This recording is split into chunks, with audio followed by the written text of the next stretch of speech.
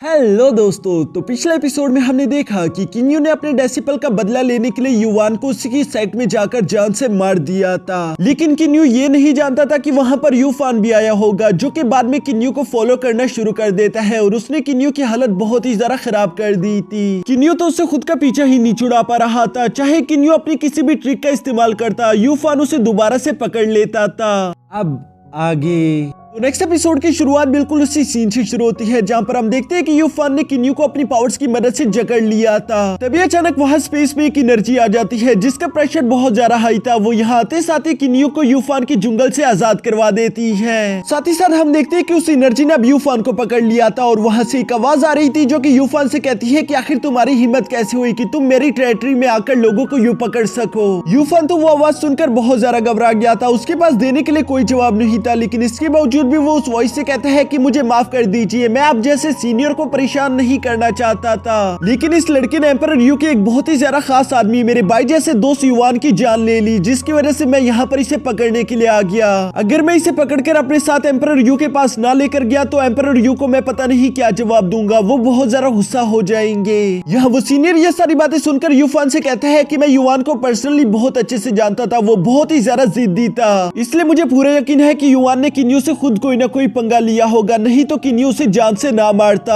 अभी के लिए तो मैं तुमसे बस यही कहना चाहता हूँ कि किन्यू यहाँ पर मेरा मेहमान है, इसलिए उसे दोबारा से मेरी टेरिटरी में पकड़ने की कोशिश मत करना। मेरी टेरिटरी के बाहर जो भी होता है मुझे उससे कोई लेना देना नहीं। अपने फेंग यू को भी ये बात अच्छे से समझा दो। यूफान ये सब सुनने के बाद कहता है कि सीनियर मुझे माफ कर देना, मैं इस बात पर एग्री नहीं कर सकता, क्योंकि आप भी जानते हैं कि एम्परर यू कभी भी इस बात को नहीं मानने वाले। मैं बेशक ही आपकी ये बात उन तक पहुंचा दूंगा, लेकिन मुझे नहीं मालूम कि उसके बाद क्या होगा। उम्मीद करता हूँ कि आप इसके कॉन्सिक्वेंसेस भुगतने के लिए तैयार हो। यह ये धमकी सुनकर वो सीनियर जवाब देता है कि तुम उस बात की फिक्र मत करो, बस तुम जाओ और उसे ये सब बता दो। इसके बाद हम देखते हैं कि यूफान फौरन वहां से अपनी जान बचाकर निकल जाता है। यूफान के जाने के बाद हम देखते हैं कि किन्यू सीनियर का शुक्रिया अदा कर रहा था, जिस पर वो सीनियर किन्यू से कहता है कि तुम आज के लिए मेरे मेहमान हो, मैं मूनलाइट स्टार पर तुम्हारा इंतजार कर रहा हूँ, जल्दी हमारी मुलाकात होगी। ये कहने के बाद हम देखते हैं कि वो एनर्जी वहां से गायब हो जाती है, जिसके बाद हम देखते हैं कि किन्यू भी सीधा मूनलाइट स्टार की तरफ रवाना हो गया था। रास्ते में चलते हुए किन्यू बस यही सोच रहा था कि आखिर ये सीनियर कौन होगा जिसने यूफान को इतनी आसानी के साथ हरा दिया। यूफान तो उसके सामने कुछ भी नहीं था। तो दोस्तों, वीडियो में आगे बढ़ने से पहले let's talk about today video sponsored, जो कि है 1xBet। 1xBet एक ऐसी ऐप एंड वेबसाइट है जिसका इस्तेमाल करके आप लोग live cricket and hockey matches देख सकते हो, वो भी 24/7 अपने फोन पर। सिर्फ यही नहीं, 1xBet प्रोवाइड करता है daily update, live cricket matches और आपकी फेवरेट टीम के। इसके अलावा आप लोग इससे पैसा भी कमा सकते हो। जी हाँ, आपने बिल्कुल सही सुना, आप लोग लाइव मैचेस पर बैटिंग करके पैसा कमा सकते हो। साथ ही साथ यहाँ पर इन लोगों की न्यू ऑफर चल रही है जिसका नाम है रिस्क फ्री बैट, यानी कि आप लोगों ने जो फर्स्ट बैट लगाई होगी, अगर आप लोग उसे हार भी जाते हो तो आप लोग फर्स्ट बैट के सारे पैसे दोबारा से रिफंड कर सकते हो। इसका प्रोसेस भी बहुत ज्यादा आसान है, जो कि 3 स्टेप पर मुश्तमिल है। पहले स्टेप में आप लोगों को रजिस्टर करना है, सेकंड स्टेप में आप लोगों को डिपॉजिट करना है, जिसके बाद थर्ड और लास्ट स्टेप में आप लोग अपने हारे हुए पैसों को वापस से रिफंड कर सकते हो। ये सब तो वाकई में काफी ज्यादा कमाल है, लेकिन अभी खत्म नहीं हुआ, क्योंकि 1xBet दे रहा है फर्स्ट डिपॉजिट पर 100% बोनस। इसलिए तो मैं आप लोगों से कहना चाहता हूँ कि जो लिंक मैंने नीचे डिस्क्रिप्शन में दिया हुआ है, जल्दी से जाकर उसका इस्तेमाल करके खुद को रजिस्टर कराओ और फर्स्ट डिपॉजिट पर पाओ 100% बोनस। अगर अभी भी ये आप लोगों को कम लग रहा है तो आप लोग मेरे प्रोमो कोड का इस्तेमाल कर सकते हो, जिससे मिलेगा आप लोगों को 100 नहीं बल्कि 130% बोनस। हाँ, मैं जानता हूँ कि मैं काफी अच्छा हूँ, मेरा शुक्रिया अदा करने की कोई जरूरत नहीं। अब जल्दी से जाकर लिंक से खुद को रजिस्टर कराओ और इस ऑफर के मजे उठाओ। तो चलो बिना और ज्यादा देर किए हमारी आगे की एक्सप्लेनेशन वीडियो को शुरू करते हैं।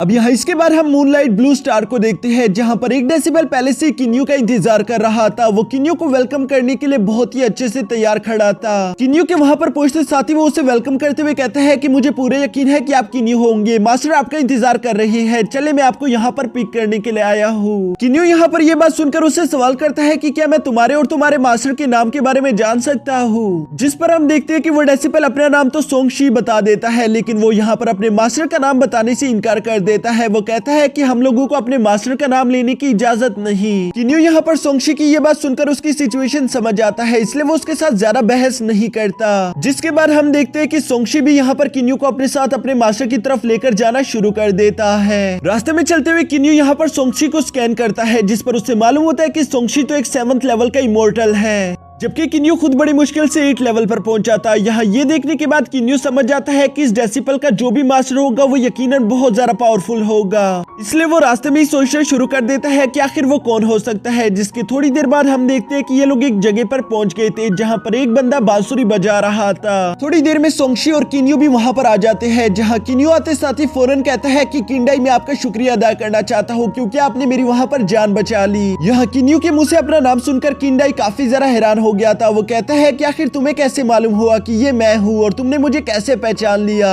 किन्यू ये सुनकर बताता है कि आपके बारे में मुझे याना ने बताया था। उन्होंने बताया था कि आप इस इमोर्टल वर्ल्ड की एक बहुत ही ज्यादा सुप्रीम पावर है और आपने जब मेरी वहाँ पर यूफान से जान बचाई तभी मैं समझ गया था कि आप कौन हो सकते हो। साथ ही साथ यहाँ पर किन्यू बताता है कि मुझे याना ने यह भी बताया था कि मूनलाइट स्टार एक बहुत ही ज्यादा सेफ प्लेस है जहाँ पर एम्परर यू और बाकी के एम्परर कोई भी इंटरफेयर नहीं कर सकता, इसलिए ग्रैंडमा यूनहुआ यहाँ पर ही अपनी सारी की सारी मीटिंग्स रखती है। क्या मैं भी उनसे मुलाकात कर सकता हूँ? किंडाई यहाँ पर किन्यू की ये बातें सुनकर उससे कहती है कि तुम बहुत ज्यादा इंटेलिजेंट हो, इसलिए तुम यहाँ मेरे स्टार के करीब आए क्योंकि तुम्हें मालूम था कि मैं तुम्हारी जान बचा लूंगा। साथ ही किंडाई यहाँ पर यह बताता है कि उसने किन्यू की जान सिर्फ इसलिए बचाई क्योंकि ग्रैंडमा यूनहुआ किन्यू को काफी ज्यादा एडमायर करती है और ग्रैंडमा यूनहुआ ने मास्टर किंडाई से कहा था कि वो किन्यू की मदद करे। ये सारी बातें जानने के बाद तो किन्यू ग्रैंडमा यूनहुआ से और भी ज्यादा शिद्दत के साथ मिलना चाहता था। वो किंडाई से कहता है कि अगर ग्रैंडमा यूनहुआ अभी भी यहाँ पर है तो प्लीज मुझे बता दीजिए ताकि मैं उनके साथ मुलाकात करके उन्हें पर्सनली थैंक यू बोल सकूं। ये सुनकर किंडाई किन्यू से कहता है कि तुम्हें जल्दबाजी नहीं करनी चाहिए, अभी आओ मेरे साथ यहाँ पर बैठकर चाय पियो, उनसे भी तुम्हारी मुलाकात जल्द ही हो जाएगी। ये कहने के बाद हम देखते हैं कि किंडाई ने किन्यू को चाय ऑफर कर दी थी, जो पीते साथ ही किन्यू फौरन से रिफ्रेश हो गया था, इसलिए किन्यू किंडाई को इस चाय के लिए शुक्रिया अदा करता है। तभी अचानक किंडाई किन्यू से कहता है कि क्या तुम्हें मालूम भी है कि तुम क्या कर रहे हो, क्योंकि फेंगी और जू टियानिया इस पूरे इमोर्टल वर्ल्ड के सबसे 2 खतरनाक इंसान है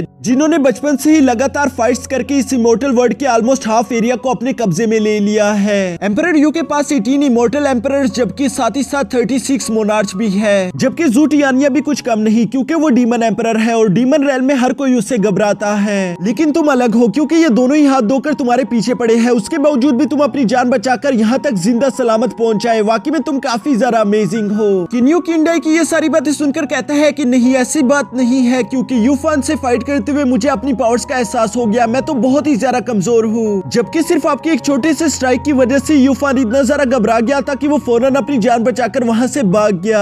मुझे तो अभी अपनी कल्टीवेशन पर और भी बहुत ज्यादा काम करना होगा क्योंकि मैं आपसे कई ज्यादा पीछे रह गया हूँ। ये सारी बातें सुनकर किंडाई मुस्कुराना शुरू कर देता है। इसके बाद वो किन्यू से कहता है कि यहाँ पर मुझसे मेरे कुछ पुराने दोस्त मिलने के लिए आ रहे हैं, अगर तुम चाहो तो तुम भी हमें ज्वाइन कर सकते हो। जिसके बाद नेक्स्ट सीन में हम देखते हैं कि किंडाई किन्यू को अपने साथ लेकर अपने दोस्तों के पास जा रहा था और सामने ही हम देखते हैं कि 2 लोग गो गेम खेल रहे थे, जिनके जब किन्यू पास आने की कोशिश करता है तभी अचानक उसे वहाँ पर बहुत ही ज्यादा एनर्जी महसूस होती है, जिस पर किन्यू को मालूम होता है कि यहाँ पर एक डोमेन फैला हुआ है। इस डोमेन की एनर्जी इतनी ज्यादा थी कि एम्परर यू और जू टियानिया भी उसे कभी नहीं तोड़ सकते थे, क्योंकि 8 एम्परर का किन्यू भी बड़ी मुश्किल से इसमें खड़ा हो पा रहा था। यहाँ पर ये गो गेम खेलने वाले 2 लोग कोई और नहीं बल्कि एक ड्रैगन क्लैन का लीडर है और दूसरी बर्ड क्लैन की लीडर, जिनकी पावर्स बेमिसाल थी क्योंकि यहाँ पर इनके हर एक चाल के साथ वहाँ पर बहुत ही ज्यादा एनर्जी फैलती जा रही थी, जिसे बर्दाश्त करना किसी नॉर्मल इंसान की बस की बात नहीं। अब यहाँ किंडाई के आ जाने के बाद किंडाई इन दोनों से कहता है कि प्लीज मुझे माफ कर देना, मैंने आप दोनों को बहुत ज्यादा इंतजार करवा दिया। लेकिन ड्रैगन क्लैन का लीडर उससे कहता है कि नहीं, इसकी कोई जरूरत नहीं क्योंकि अभी तक तो ग्रैंडमा यूनहुआ भी यहाँ पर नहीं आई। दूसरी तरफ नीहोंग खड़ी होकर यहाँ पर किंडाई के पास आ गई थी, जहाँ वो किंडाई से सवाल करती है कि इस गेम को देखकर बताओ कि मैंने कितनी अच्छी चाल चली है, क्योंकि मुझे पूरे यकीन है कि ड्रैगन क्लैन का लीडर चाहे अपनी पूरी कोशिश कर ले, उसके बावजूद भी वो इस चाल का तोड़ नहीं ढूंढ सकता। किंडाई जब उसकी ये बात सुनता है तो वो गो गेम जाकर चेक करता है, जिस पर उसे मालूम होता है कि सच में उसने ऐसी चाल चली है जिसका कोई भी तोड़ नहीं। इसलिए वो ड्रैगन क्लैन के लीडर से कहता है कि आप हार चुके हो, मुझे नहीं लगता कि आपके पास इसका कोई भी सोल्यूशन होगा। ड्रैगन क्लैन का लीडर तो वाकई में बहुत ज्यादा चालाक था, उसके पास कोई भी सोल्यूशन नहीं था, इसलिए वो कहता है कि मुझे सोल्यूशन मालूम है लेकिन अभी के लिए मैं इस गेम को आगे नहीं खेल सकता, हम इस गेम को बाद में खेलेंगे। और ये कहने के बाद उसने उस गेम को क्लोज कर दिया था, जो देखकर तो नीहोंग कहती है कि तुम बहुत बड़े चीटर हो, तुम ऑलमोस्ट हार चुके थे, अब तुम इस बात से डर रहे हो कि कहीं मैं तुम्हें लूजर ना कहूँ, इसलिए तुमने गेम ही रोक दी। यहाँ इसके बाद तभी अचानक ड्रैगन क्लैन के लीडर की नजर किन्यू पर पड़ जाती है, जो कि किन्यू को देखकर किंडाई से कहता है कि आखिर ये लड़का कौन है, जिस पर किंडाई किन्यू को नीहोंग और ड्रैगन क्लैन के लीडर से इंट्रोड्यूस करवाते हुए कहता है कि ये वही लड़का है जिसके बारे में याना ने बताया था। यहाँ किन्यू भी ड्रैगन क्लैन के लीडर से मिलकर काफी ज्यादा खुश दिखाई दे रहा था, वो उन्हें ग्रीट रीड करते हुए कहता है कि आपके बारे में मुझे वूमिंग ने काफी कुछ बता के रखा हुआ है। दूसरी तरफ ड्रैगन क्लैन का लीडर कहता है कि अच्छा तो तुम हो वो लड़की किन्यू जिसे वूमिंग ने अपना छोटा भाई बना लिया। ये तो काफी जरा अच्छी बात है, लेकिन मैं तुम्हें याद दिलवा देना चाहता हूँ कि तुम वूमिंग की बातें यहाँ पर मेरे सामने नहीं कर सकते, क्योंकि वूमिंग को हमने अपनी फैमिली से बाहर निकाल दिया है। ये सुनकर नीहोंग कहती है कि बुढ़ाओ तुम बहुत ही ज्यादा गुरूर करते हो, आखिर उस लड़के ने गलत ही क्या किया था। उसे तो बस एक व्हाइट फॉक्स से प्यार हो चुका था जिसकी वजह से उसने उसके साथ शादी कर ली, भला इसमें क्या गलत है। जिस पर ड्रैगन क्लैन का लीडर कहता है कि क्या तुम नहीं जानती कि मेरा बेटा एक 5 लाख गोल्डन ड्रैगन है, उसके सामने वो व्हाइट फॉक्स कुछ भी नहीं। मेरे बेटे को तो मेरे क्लैन की लेगेसी को आगे बढ़ाना था, लेकिन उसके बावजूद भी उसने क्या किया।